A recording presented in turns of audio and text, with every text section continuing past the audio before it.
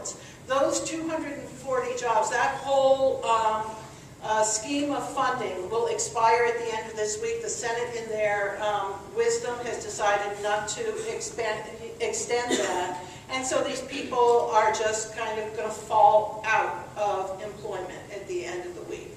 All of these things are important for us to know. These are important things in our environment for us to know, because they reflect policy, they reflect the economics of our time, they reflect the politics and the public opinions of our time. But then also we very often will do stories about how individual organizations are handling the environment that they're in.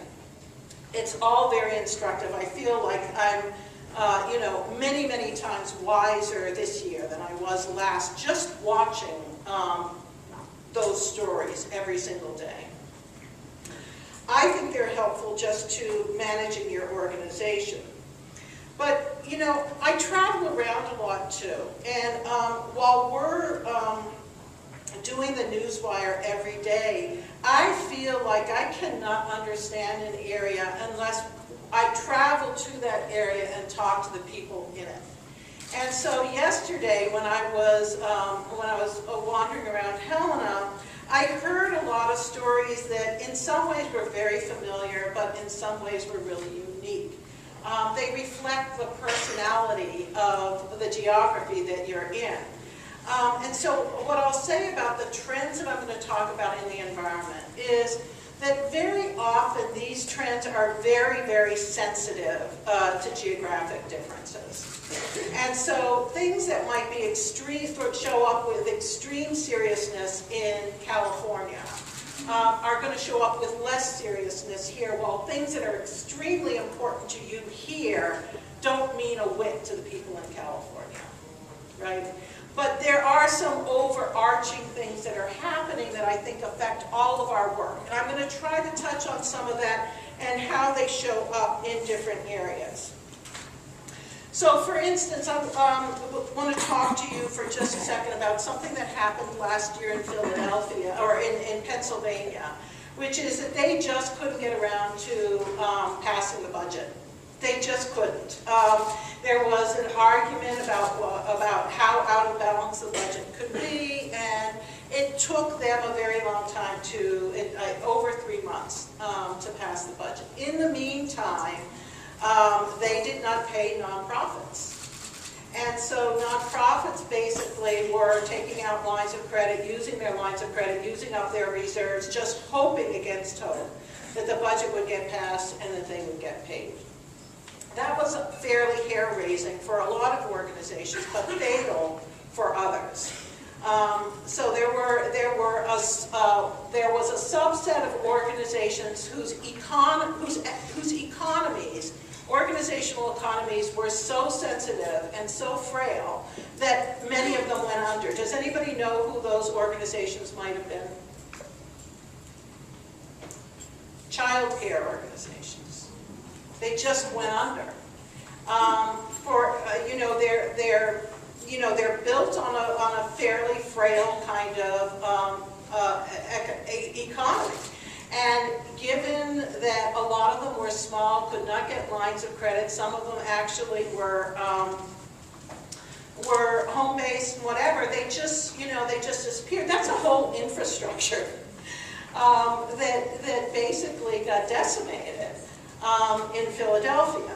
Now in California, the budget hasn't been passed, and people are working off of IOUs in a lot of cases. And in fact, we're looking at potentially the same thing happening there. I was just in Northern California, which is pretty rural, Humboldt County, and they were telling me they don't expect the budget to be passed until after the November elections, because it's that politically sensitive. And so they're basically waiting around for that cycle to get over, for them to actually have some assurance that they're going to be able to meet their budgets this year. So we'll be watching carefully to see what effect that has on the organizations in that area. I think probably Tim tonight will talk to you about the issues of late payments, late contracts, the government's treatment generally of nonprofits in its contracting procedures. I have a feeling that we're about ready to take that up in a very serious way. I hope we are. Because the days of our being able to just kind of sit back and let things do,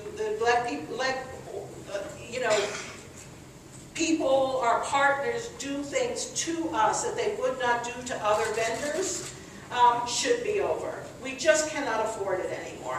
And that's why groups like MNA are so important, because they give you that collective voice that says, you know, here's how we want to be treated as contractors, as partners, as valued partners. That brings me to, you know, the observation that, in fact, it's not just the relationship between nonprofits and government that has been changing, that's due to change more, but in fact, the boundaries between all kinds of nonprofit partners are changing. So the boundaries between philanthropy and government are changing enormously. Between philanthropy and business changing enormously. Between nonprofits, philanthropy, business, and government. All of that is changing. So philanthropy, for instance, is really getting into, is actually far more often funding public systems. Has anyone noticed that? That's basically taking up enormous amounts of money that would otherwise be available to nonprofits.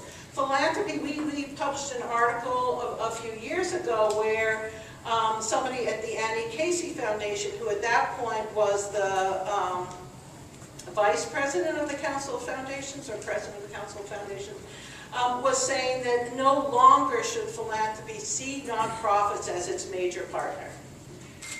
And he was perfectly, serious, that he didn't think that philanthropy should be sector agnostic, is what he said. And what we've seen over the last year or so is more and more philanthropic dollars going in massive amounts into public systems. You know, some of this is billionaire philanthropy. Some of this is just, Zuckerman, a few days ago, I think last week, declared that he was putting $100 million into the Newark school system, which made one observer note that apparently the $100 million point is the point at which the press pays real attention, because that it seems to be a sweet spot for the press. But he put $100 million into the Newark school system. No doubt the Newark school system desperately needs that money. But at what point does philanthropy begin replacing a tax structure?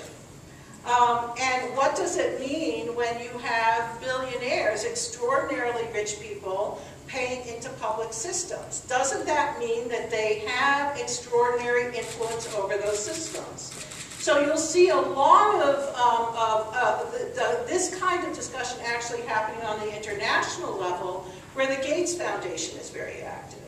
You know, the Gates Foundation arguably right now has more influence, financial influence, in the World Health Association, World Health Organization, than the United States government does.